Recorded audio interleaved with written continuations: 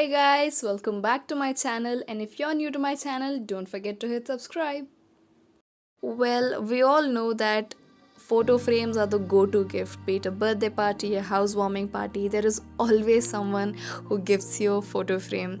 In my house there are way too many photo frames and not many pictures to hang. So I thought I should make something out of it, and I did this little design. So yeah, let's paint this today.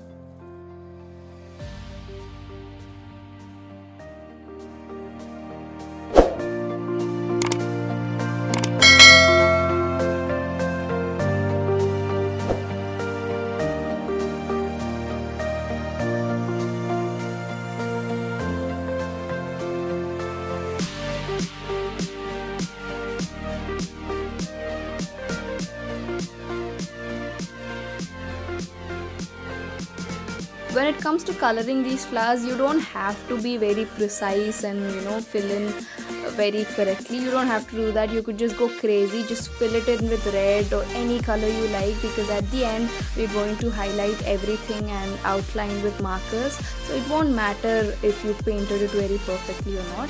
Just even for a beginner, you could just use your creativity and just go crazy with the colors. Yeah.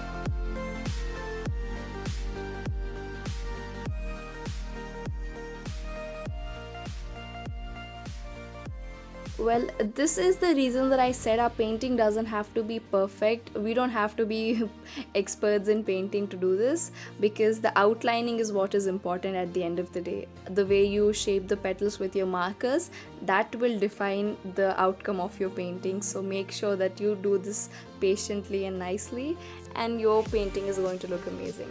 Well, I'm using a CD marker for the thinner strokes and a permanent marker for the thicker ones. You can get those anywhere, and this, my friends, is the final outcome. I love the way it turned out.